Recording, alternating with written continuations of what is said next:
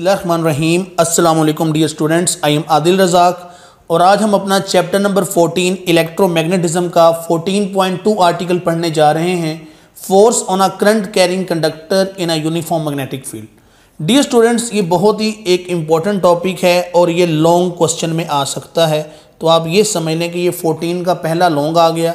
इससे रेलेवेंट एक न्यूमेरिकल है, इससे रेलेवेंट एक एग्जाम्पल है बुक में, ठीक है, और MCQs में भी ये आ सकता है। और ये MD कैट ई कैट दोनों में ही ये टॉपिक इन्वॉल्व है और MD कैट में तो बाकायदा जो है उसने डिस्कस किया हुआ है कि आपको ये टॉपिक अच्छी तरह से आना चाहिए और यहाँ से सवाल भी आते हैं। तो आपने इस टॉपिक को बहुत तवज्जो और गौर से सुनना है। इसके अंदर कंसेप्ट्स बड़े इंपॉर्टेंट हैं और ये चीज़ जो है वो बच्चों को फिर बाद में तंग करती है, समझ नहीं आती। तो आपने मेरी बातों को बहुत तवज्जो और गौर से सुनना है, ठीक है। अब देखिए जी, सबसे पहले हो क्या रहा है, आप इसके नाम पे गौर करें। इसका नाम क्या है कि force on a current carrying conductor in a uniform magnetic field. कि अगर आप एक यूनिफॉर्म मैग्नेटिक फील्ड में एक करंट कैरिंग कंडक्टर रख दोगे तो उसके ऊपर एक फोर्स लगेगी। ये जी मेन कंसेप्ट है और यही बात मैंने यहाँ पे डिस्कस की है कि when a current carrying conductor is placed perpendicularly. ये बात अहम है कि आपने उसको रखना प्रीपेंडिकुलरली है, ठीक है, ये पहली इंपॉर्टेंट बात। इन अ यूनिफॉर्म मैग्नेटिक फील्ड, और मैग्नेटिक फील्ड होनी चाहिए, ये एक्सटर्नल मैग्नेटिक फील्ड होती है। इट एक्सपीरियंसेस अ फोर्स, इसने एक फोर्स जो है वो एक्सपीरियंस करनी है। अगली इंपॉर्टेंट बात, ये बात आपको MCQ में भी आ सकती है और ये कंसेप्चुअल नॉलेज है, इसको मैं आगे जाके डिटेल में डिस्कस करूंगा आपके साथ, लेकिन फिल वक्त आपने ये बात ज़रा लिख लेनी है, समझ लेनी है। द फोर्स इज प्रीपेंडिकुलर टू, देखें जी, फोर्स जो है वो प्रीपेंडिकुलर होगी किसके, both magnetic field and direction of current. कि वो जो फोर्स लगी है कंडक्टर के ऊपर वो फोर्स करंट के और मैग्नेटिक फील्ड के क्या होगी, हमने कहा जी प्रीपेंडिकुलर होगी। इस सारे टॉपिक का मेन कंसेप्ट क्या है, ये बात समझनी है और इसी बात की ही यहाँ पे बहस होगी। यही बात मैंने आपको डिटेल में समझानी है। मेन कंसेप्ट आप पहले अपने दिमाग में बिठाएं कि interaction of magnetic fields results a net force. कि यहाँ पर मैग्नेटिक फील्ड्स का आपस में इंटरैक्शन होना है जिसकी वजह से एक नेट फोर्स जो है वो बन जाएगी और फोर्स लगेगी। ओके, अब ये देखो जी, ये हमारे पास इसकी डायग्राम है, ठीक है। अब इस डायग्राम में देखें कि हो क्या रहा है। ये कंडक्टिंग रेल्स हैं, ये जो आपको नज़र आ रही है ब्लू वाली, ठीक है। यहाँ मैंने इलेक्ट्रिक पोटेंशियल दे दिया और यहाँ से एक करंट जो है वो फ्लो होगा। ये जो आप नज़र आ रही है आपको रेड लाइंस, ये एक्सटर्नल मैग्नेटिक फील्ड है। ये क्या है, एक्सटर्नल मैग्नेटिक फील्ड जो हमने देनी ही देनी है। यही तो वजह कि हमने कहा कि current carrying conductor in a uniform magnetic field, तो ये वो मैग्नेटिक फील्ड है यूनिफॉर्म। और यहाँ पे आपको नज़र आ रहा है इसकी डायरेक्शन अपवर्ड है, लेकिन दर हकीकत ये ऐसे है, ये आउट ऑफ द पेज है। ये आप देख सकते हैं, ये यहाँ पे ऐसे नहीं है, ये यहाँ पे एक तरह से आप समझ लें ऐसे है, नीचे से ऊपर की तरफ। ओके, ये बात भूलनी नहीं है। अब यहाँ पे जो है ये पाथ को क्लोज करने के लिए हमने एक कंडक्टर रख दिया, ठीक है जी। इस कंडक्टर की लेंथ L है, ये आप देख सकते हो। अब करंट इस कंडक्टिंग रेल से होता होता कहाँ से गुजरेगा, इस कंडक्टर के अंदर से गुजरेगा और ये पाथ कंप्लीट हो जाएगा। अब देखो मैंने यहाँ पे एरो बनाया हुआ है, ये जो एरो है ये शो कर रहा है कि कंडक्टर के अंदर से करंट जो है वो फ्लो कर रहा है। अब ये जो करंट है दर हकीकत, वंस अगेन, ये जो डायग्राम है ये 3 डायमेंशन में बननी चाहिए, क्योंकि हमने यहाँ पे 2D में बनाई है, तो इसलिए इस डायग्राम को आपने ध्यान से ज़रा देखना है मेरे साथ। दर हकीकत हो क्या रहा है कि मैग्नेटिक फील्ड है यहाँ पे इस तरह से, ठीक है जी। ये हम कहते हैं जी ऐसे ये अपवर्ड है। जो करंट है, करंट हम यहाँ पे कहते हैं जी, करंट यहाँ पे ऐसे है जी, एक तरह से आप इसको इस तरह से समझ लें, या अगर आपने इसको ज़्यादा अच्छा समझा तो आप ये समझें कि ये ऐसे जो करंट है ये एक तरह से इसके अंदर फ्लो कर रहा है, ये इसके अंदर जा रहा है पेज के अंदर। समझ आ गई बात, मतलब इन टू द पेज हम एक तरह से इसको ले रहे हैं करंट को। ओके, अब देखें जी, कहानी ये है कि हमने कहा जी कि ये जो आपके पास फील्ड है ये इस तरह से है, जो आपके पास करंट है वो क्या है, वो इन टू द पेज है, ठीक है। या आप इसको ऐसे ले लें, अगर आप इसको ऐसे समझ सकते हैं। ये देखें, ये बात एक ही है, ठीक है जी, इससे आपने परेशान नहीं होना। ये देखें, ये करंट की डायरेक्शन आ गई, ये मैग्नेटिक फील्ड की डायरेक्शन आ गई, तो क्या होगा कि इनके प्रीपेंडिकुलरली, ये देखें, इनके प्रीपेंडिकुलर ये जो ग्रीन मार्कर है ये आप देख सकते हैं, ये फोर्स की डायरेक्शन है। तो इस कंडक्टर के ऊपर एक फोर्स लगेगी जो इसको राइटवर्ड मूव करवाएगी। और ये देखें कि ये जो फोर्स है, ये फोर्स इसके भी प्रीपेंडिकुलर है करंट के, और ये फोर्स इसके भी प्रीपेंडिकुलर है जो कि है मैग्नेटिक फील्ड। ये आप देख लो जरा इसको, ठीक है। ओके, ये वो चीज़ थी जो मैंने ये समझाई कि जो फोर्स है वो करंट के भी परपेंडिकुलर होगी और वो मैग्नेटिक फील्ड के भी परपेंडिकुलर होगी। अब सवाल ये है कि यहाँ पे हुआ क्या, फोर्स क्यों लगी, कैसे लगी। तो उसको समझाने के लिए ये मैंने एक्सप्लेनेशन आपके सामने बनाई हुई है। गौर से देखो कि मैग्नेटिक फील्ड हमने कहा जी कहाँ से कहाँ थी, नीचे से ऊपर की तरफ, मतलब नॉर्थ से साउथ की तरफ। ये आप देख सकते हो, ये जो रेड लाइंस हैं ये मैग्नेटिक फील्ड की डायरेक्शन शो कर रही हैं कि ये नॉर्थ से साउथ की तरफ है। और ये आप एरोज़ देख सकते हो इसके, ठीक है। मैं यहाँ पे अगर कहते तो दोबारा बना देता हूँ। ये देखें इस तरह से ये एरोज़ हैं, ये एक्सटर्नल मैग्नेटिक फील्ड है जो आप देख सकते हो। ओके, अब जो हमारे पास करंट है ये मैंने क्रॉस बनाया हुआ है। क्रॉस का मतलब होता है इनटू द पेज। मैंने यहाँ पे बेहतर समझाने के लिए इसको इनटू द पेज लिया। यहाँ पे आपको लग रहा है कि ये अपवर्ड फ्लो कर रहा है, लेकिन 3D में मैंने कहा कि ये एक तरह से समझे इनटू द पेज फ्लो कर रहा है। तो अगर ये into the page current flow कर रहा है तो हमें पता है कि जब current into the page flow करता है तो आपके पास मैग्नेटिक फील्ड की डायरेक्शन क्या होती है, हमने कहा जी क्लॉकवाइज। याद है राइट हैंड रूल मैंने आपको लास्ट टाइम पढ़ाया था। तो बिलफर्ज अगर मैं ये ब्लैक से इसकी मैग्नेटिक फील्ड बनाता हूँ, ये इस करंट कैरिंग कंडक्टर की, एक मैग्नेटिक फील्ड है एक्सटर्नल जो आपने प्रोवाइड की है, दूसरी है इस करंट कैरिंग कंडक्टर की। क्योंकि हमने पढ़ा था कि जब भी करंट फ्लो होगा किसी कंडक्टर के अंदर तो उसकी सराउंडिंग में एक मैग्नेटिक फील्ड होगी ही होगी। अब वो मैग्नेटिक फील्ड ये मैंने इससे बनाई है, ये ब्लैक से। ओके, ये देखें, ये मैं बता रहा हूँ कि ये करंट था। अब ये किस डायरेक्शन में होगी, हमने कहा जी क्लॉकवाइज। तो देखें जी क्लॉकवाइज के एरोज ऐसे होंगे, गौर से देखें, ऐसे ही है, ये देखें। अब आप गौर से देखें कि यहाँ पे एरो है डाउनवर्ड, यहाँ पे एरो है अपवर्ड। गौर से देखें ये वाला एरो, इस तरह ये देखें। अब ये जो एरोज हैं ये एक दूसरे को अपोज करेंगे। और यहाँ पे देखें, यहाँ पे एरो अपवर्ड है, ये भी एरो अपवर्ड है, तो यहाँ पर ये एक दूसरे को सपोर्ट करेंगे। दो मैग्नेटिक फील्ड्स हैं, यहाँ पर ये एक दूसरे को कैंसिल कर रही हैं और यहाँ पर ये एक दूसरे को सपोर्ट कर रही हैं। ऐसे है या नहीं है?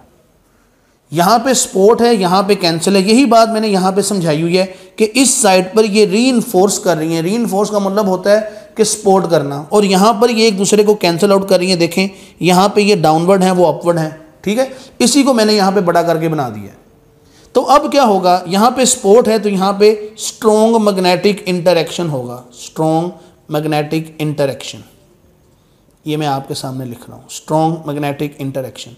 और यहाँ पे क्या होगा, हमने कहा जी यहाँ होगा वीक मैग्नेटिक इंटरेक्शन। ठीक हो गया। यहाँ तक बात देखें, आपको समझ आई नहीं आई? मेन कंसेप्ट यही है कि फोर्स लगती क्यों है, कैसे लगती है। बच्चा हमसे ये सवाल करता है, तो इस बात को ज़रा समझें। इस इंटरेक्शन को अगर आपने समझ लिया है तो अब आप देख सकते हैं कि यहाँ पे स्ट्रॉन्ग इंटरेक्शन है, यहाँ पे वीक, तो हमेशा स्ट्रॉन्ग से वीक की तरफ एक फोर्स लगेगी। तो यही वजह है कि यहाँ पे आपके पास यहाँ पे वीक फील्ड, यहाँ पे स्ट्रॉन्ग फील्ड, तो स्ट्रॉन्ग से वीक की तरफ एक फोर्स लगेगी। यही वजह है कि कंडक्टर इस तरफ मूव कर रहा है, यही वजह है कि यहाँ पे फोर्स इस तरफ लग रही है, और यही वजह है कि अगर ये करंट कैरिंग कंडक्टर है तो इसके ऊपर जब जो फोर्स लगेगी वो कहाँ से कहाँ लगेगी, हमने कहा जी ये फोर्स लगेगी आपके पास लेफ्ट से राइट, ये फोर्स आ गई। और वंस अगेन फोर्स क्या होगी, करंट के और मैग्नेटिक फील्ड के परपेंडिकुलर। और फोर्स लग ही क्यों रही है, तो ये कंसेप्ट है interaction of magnetic field results a net force. तो देखें यहाँ पे एक नेट फोर्स आई या नहीं आई? यहाँ तक बात समझ आ गई है। तो अब मैं इस सारे पोर्शन को मिटा के अगला काम आपके साथ जो है वो आपको समझाऊंगा कि नेक्स्ट हमने क्या काम करना है। ठीक है, ये लॉन्ग में आएगा, तो आपने कंसेप्ट समझ लिया है। अब हमने इसको लिखना है कि अगर ये सवाल पेपर में आता है तो हमने इसको किस तरह से लिखना है। ओके, अब हम बढ़ते हैं जी लेक्चर के अगले हिस्से की जानिब। स्टूडेंट्स, अभी जो है हमने ये देखा कि इंटरेक्शन किस तरह से होता है और एक कंडक्टर के ऊपर फोर्स किस तरह से लगती है। अब जो अगली इंपॉर्टेंट बात है वो ये है कि फोर्स किन पैरामीटर्स पे डिपेंड करती है। तो देखें, ये हमारे पास वो इंपॉर्टेंट पैरामीटर्स है जिनके ऊपर फोर्स डिपेंड करती है। Force is directly proportional to I. जितना ज़्यादा करंट होगा वो करंट उतनी ज़्यादा मैग्नेटिक फील्ड प्रोड्यूस करेगा, उतना ज़्यादा इंटरेक्शन होगा और उतनी ज़्यादा फोर्स क्रिएट होगी। Force is directly proportional to length. ये आप लेंथ ऑफ कंडक्टर देख सकते हैं, अगर ये ज़्यादा है तो आपके पास फोर्स भी ज़्यादा लगेगी। Force is directly proportional to B. अब ये बी कौन सा है, एक्सटर्नल मैग्नेटिक फील्ड। अगर इसका मैग्नीट्यूड ज़्यादा है तो फोर्स भी ज़्यादा लगेगी। F is directly proportional to sine theta. अब ये चीज़ कौन सी है? ये वो चीज़ है कि जो एंगल है जी आपके पास मैग्नेटिक फील्ड का किसके साथ, कंडक्टर के साथ, कंडक्टर की लेंथ के साथ, याद रखिएगा। अब जो लेंथ है ये होती है स्केलर क्वांटिटी, लेकिन ये एक लेंथ सेगमेंट है जिसके अंदर से करंट गुजर रहा है, तो लेंथ सेगमेंट को हम as a vector quantity treat करेंगे। और एंगल हमेशा वेक्टर्स के दरमियान होता है, याद रखिएगा। एंगल ये नहीं होता कि एक वेक्टर हो एक स्केलर हो। तो यही वजह है कि हमने कहा यहाँ जो लेंथ है वो लेंथ सेगमेंट है और वो वेक्टर क्वांटिटी है, और यही वजह है कि जो एंगल होगा वो लेंथ सेगमेंट और एक्सटर्नल मैग्नेटिक फील्ड के दरमियान होगा। वो आप देख सकते हैं वो साइन थीटा है और ये इसके परपेंडिकुलर नज़र आ रहा है आपको। सबको कंबाइन करें, इक्वेशन आ गई F directly proportional to I L B sine theta, या डायरेक्टली प्रोपोर्शनल ख़त्म करें तो आपके पास आ जाएगा F is equal to K I L B sine theta. यहाँ पे के की वैल्यू 1 ली गई है, ये बहुत इंपॉर्टेंट पैरामीटर है, इसको समझना है। फिजिक्स के अंदर ये जो कांस्टेंट ऑफ प्रोपोर्शनैलिटी होता है इसकी बड़ी इंपॉर्टेंस है, और आप देखते हैं कि बहुत से दूसरे फार्मूलों में इसका यूनिट भी होता है, इसकी कोई वैल्यू भी होती है, लेकिन यहाँ पे हमने के को 1 लिया हुआ है। इसकी क्या वजह है? तो हमने कहा कि ये जो आपके पास कांस्टेंट होता है ये भी हम डिपेंडेंस के एतबार से लेते हैं इसकी वैल्यू।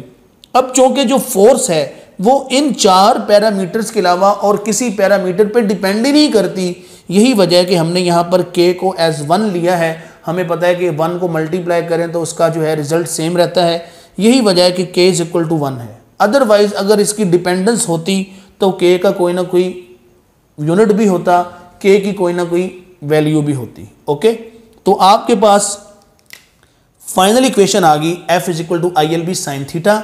यही वो इक्वेशन है जो पहले न्यूमेरिकल और पहली एग्जाम्पल में लग रही है।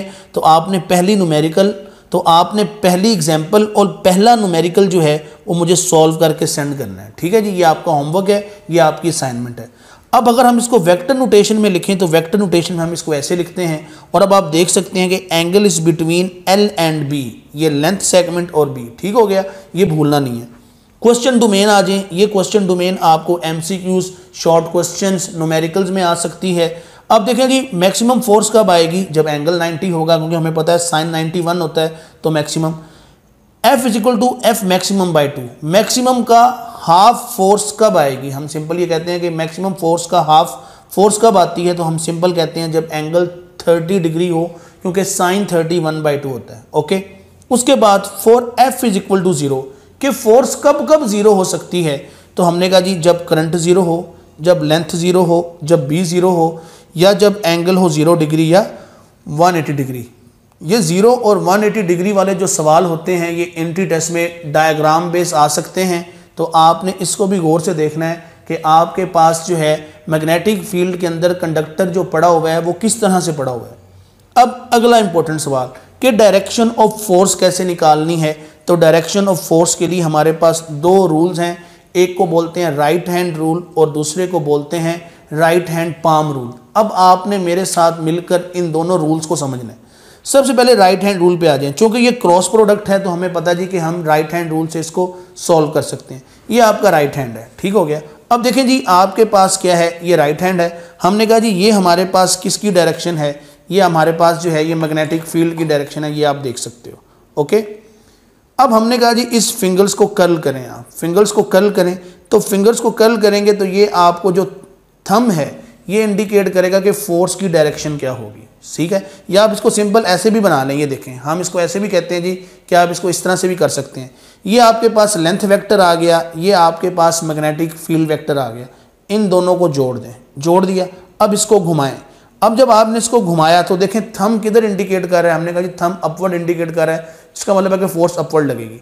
अब आप इसको ऐसे रख लें, अगर आप इसको ऐसे रखेंगे तो फोर्स इधर लगेगी, आप इसको ऐसे कर दें फोर्स इधर लगेगी, आप इसको ऐसे रख लें तो फोर्स डाउनवर्ड लगेगी। तो इसकी ओरिएंटेशन पे डिपेंड करता है, ये है राइट हैंड रूल।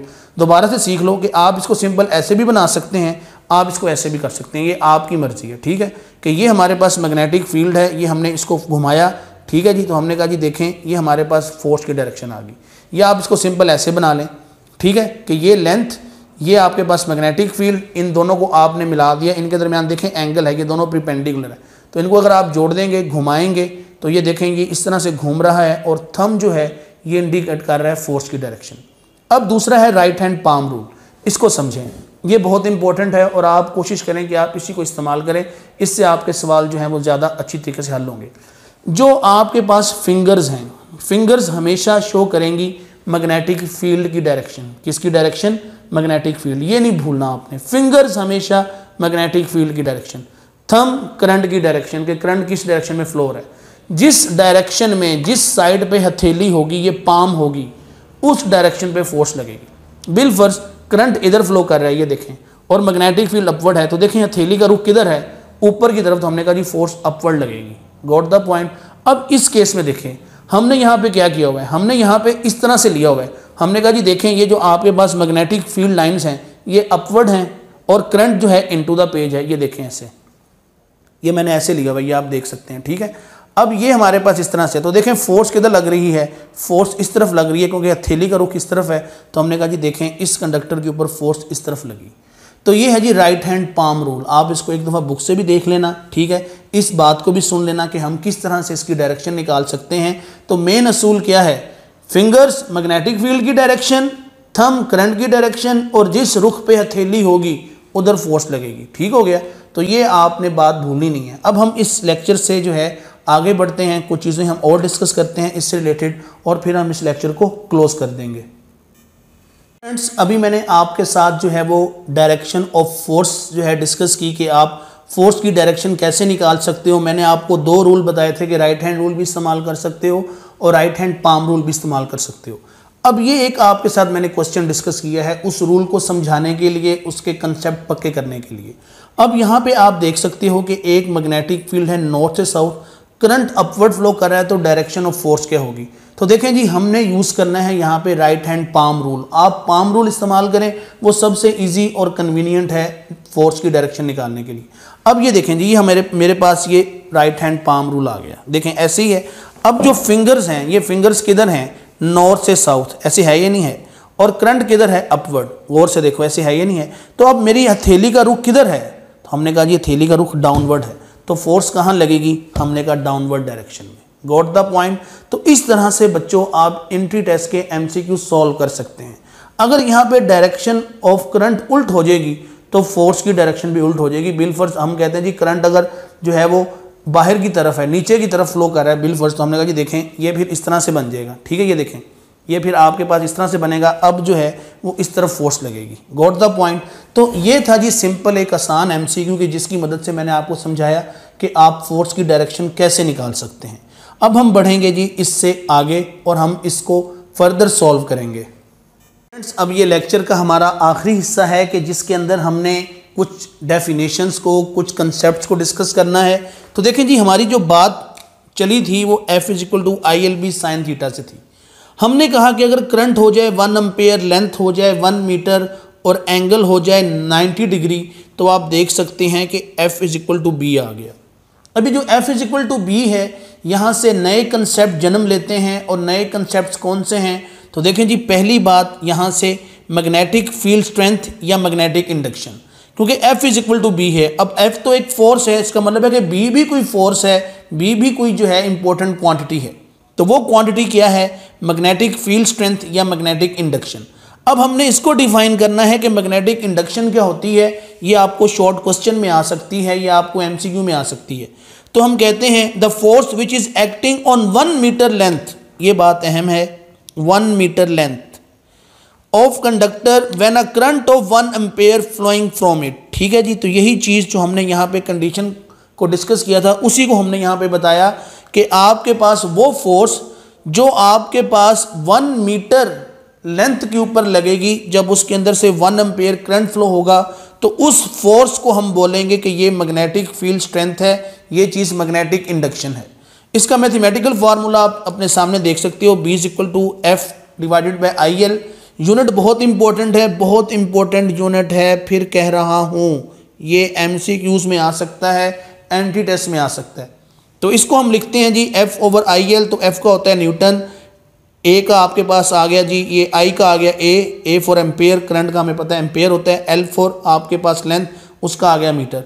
तो ये बन गया Newton per ampere per metre.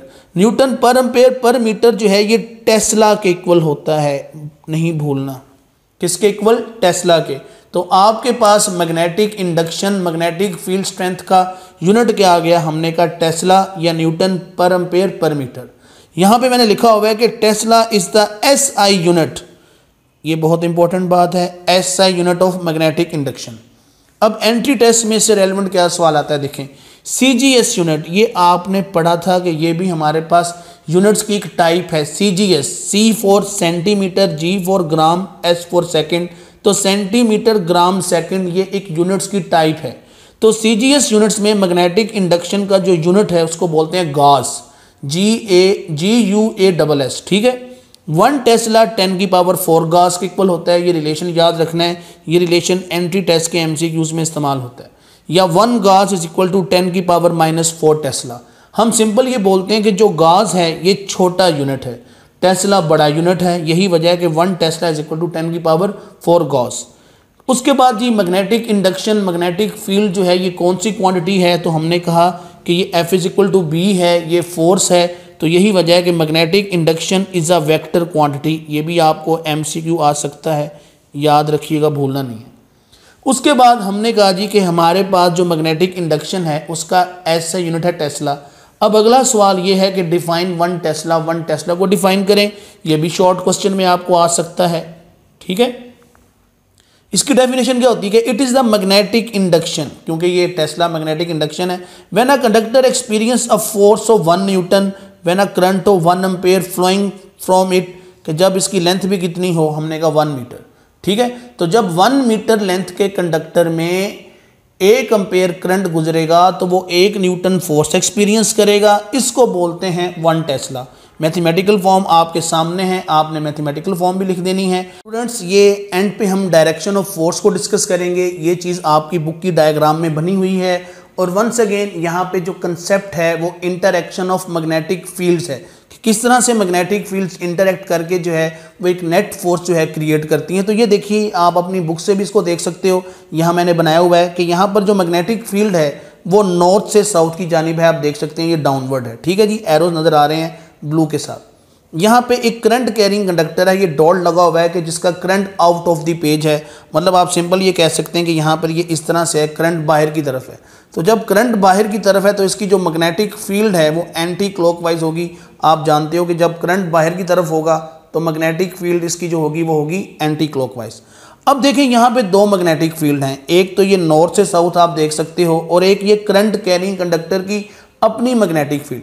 अब गौर से देखो आप, तो इस रीजन के अंदर ये यहाँ पे मैं आपको समझाने के लिए ये देखें, इस रीजन इसको मैं जो है दोबारा से जो है हाईलाइट कर रहा हूँ, ये देखें इस रीजन के अंदर आप गौर से देखें क्या हो रहा है। इस रीजन में ये हो रहा है कि ये जो आपके पास करंट कैरिंग कंडक्टर की मैग्नेटिक फील्ड लाइंस हैं और जो आपके पास एक्सटर्नल मैग्नेटिक फील्ड लाइंस हैं, इन दोनों की डायरेक्शन सेम है, क्योंकि ये भी डाउनवर्ड ये भी डाउनवर्ड, तो ये यहाँ पर एक दूसरे को सपोर्ट करेंगे।